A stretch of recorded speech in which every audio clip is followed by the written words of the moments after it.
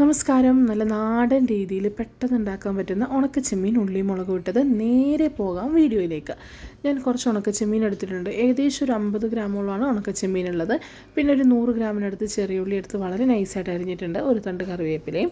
ഇനി നമുക്ക് ചെമ്മീൻ നല്ലതുപോലെ തലയും വാലും കളഞ്ഞിട്ടെടുക്കാം. തലയും വാലും കളഞ്ഞ ചെമ്മീൻ നേരെ നമ്മളൊരു പാനിലിട്ടിട്ട് ഡ്രൈ റോസ്റ്റ് ചെയ്തെടുക്കണം. ഒട്ടും തന്നെ നമ്മൾ എണ്ണ ഒന്നും ചേർക്കരുത്. പാനിൻ്റെ ചൂടിൽ തന്നെ നല്ലതുപോലെ നമുക്ക് ഡ്രൈ ചെയ്തെടുക്കാം കേട്ടോ.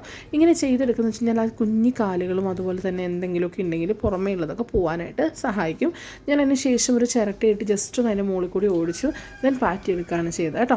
അപ്പോൾ ആ പൊടിയൊക്കെ കംപ്ലീറ്റ് പോകും. ദെൻ ചട്ടി അടുപ്പത്ത് വെച്ചിട്ടുണ്ട്. എണ്ണ ഒഴിച്ചു, കടുക് പൊട്ടിച്ചു.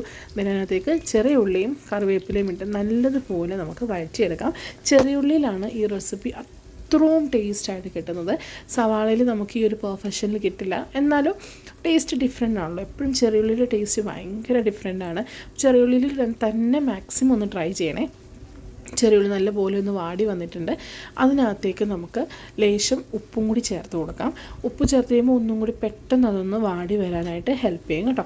അപ്പോൾ ഉപ്പ് നല്ലതുപോലെ ചേർത്ത് കൊടുത്ത് വീണ്ടും നമുക്ക് ഒന്ന് ഇളക്കി കൊടുക്കണം. ഇളക്കി ആ ഒരു കളർ കംപ്ലീറ്റ് ആയിട്ടൊന്ന് മാറി വരുന്നത് വരെയാണ് നമ്മൾ ഇളക്കേണ്ടത്. ഒരുപാട് കരിഞ്ഞു പോകരുത് കേട്ടോ.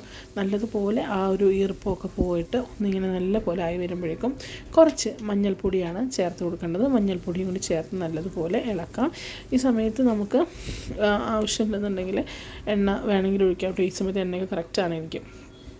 നമ്മൾ നല്ലതുപോലെ ഒന്ന് റോസ്റ്റ് ചെയ്ത് വരുമ്പോഴേക്കും ഇതിനകത്തേക്ക് മുളക് പൊടിയാണ് ഇപ്പോൾ നമ്മൾ ചേർക്കുന്നത്. ഞാൻ കാശ്മീരി മുളക് പൊടിയാണ് ചേർക്കുന്നത്. ഇത് കളറിന് വേണ്ടിയിട്ടാണ് കേട്ടോ കാശ്മീരി മുളക് പൊടി ചേർത്തേക്കുന്നത്. കാരണം നമ്മൾ എരിവിന് വേണ്ടിയിട്ട് ഇടിച്ച മുളകാണ് ചേർക്കാനായിട്ട് പോകുന്നത്. അപ്പോൾ കളർ കിട്ടാൻ വേണ്ടിയിട്ട് കാശ്മീരി മുളക് ചേർത്തു. നല്ലതുപോലെ മൂത്ത് കഴിഞ്ഞപ്പോഴേക്കും ഞാൻ ഇടിച്ച മുളക് ചേർത്ത് കൊടുത്തു. ഇടിച്ച മുളക് ചേർത്തിട്ട് പിന്നെ അധികം നേരം നമ്മൾ മൂപ്പിക്കരുത്. പെട്ടെന്ന് കരിഞ്ഞു പോകും പൊടിയും എല്ലാം കൂടി. അപ്പോൾ നല്ലതുപോലെ ഒന്ന് മിക്സ് ചെയ്ത് കഴിയുമ്പോഴേക്കും നമുക്ക് ചെമ്മീനും കൂടി ചേർത്ത് കൊടുക്കാം. ഉണക്ക ചെമ്മീൻ നല്ലതുപോലെ ആ പൊടിയൊക്കെ കളഞ്ഞിട്ടെടുത്ത് ഉണക്കച്ചെമ്മീനാണ്. നല്ലതുപോലെ ചേർത്തിട്ട് നമുക്ക് മിക്സ് ചെയ്തെടുക്കാം. അപ്പോൾ ഈ ഒരു എന്താ പറയുക ഗ്രേവിയിൽ ആ ഒരു ഉള്ളിയിലും അതിൻ്റെ മസാലയിലും ഒക്കെ ഉണക്കച്ചെമ്മീൻ നല്ലപോലെ കോട്ടായിട്ട് വരുന്ന പോലെ തന്നെ നമുക്ക് നല്ലപോലെ ഇളക്കി കൊടുക്കാം. അപ്പോൾ എനിക്ക് ലേശം എണ്ണ ഇത്തിരി കുറവുള്ള പോലെ തോന്നി. ഞാൻ ഇത്തിരി എണ്ണ ഒഴിച്ച് കൊടുക്കുകയും ചെയ്തിട്ടുണ്ടായിരുന്നു. അതിനുശേഷം നല്ലപോലെ ഒന്ന് മിക്സായി വന്ന് കഴിയുമ്പോഴാണ് നമുക്കിതിനകത്തേക്ക് ഒരു മെയിനായിട്ടുള്ളൊരു ഇൻഗ്രീഡിയൻറ്റ് ചേർക്കാനുണ്ട്. അപ്പോഴാണ് ആ ഉള്ളി മുളക് ഇട്ടതിൻ്റെ ആ ഒരു ടേസ്റ്റ് ഇങ്ങനെ എൻഹാൻസ് ആയിട്ട് വരുള്ളൂ. അതാണ് നമ്മളുടെ വിനാഗിരി. ഞാനൊരു ഇത്തിരി വിനാഗിരി, 1 ടീസ്പൂൺ വിനാഗിരി ഞാനതിലേക്ക് ചേർത്ത് കൊടുക്കുന്നുണ്ട്. കംപ്ലീറ്റ് ഒന്ന് മൂത്തതിന് ശേഷമാണ് വിനാഗിരി ഏറ്റവും ലാസ്റ്റാണ് ചേർക്കുന്നത്.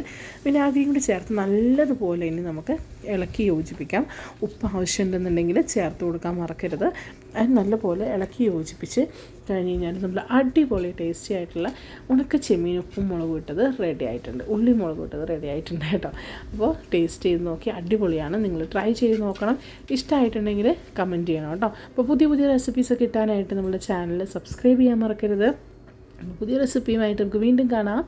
By from bites and drink.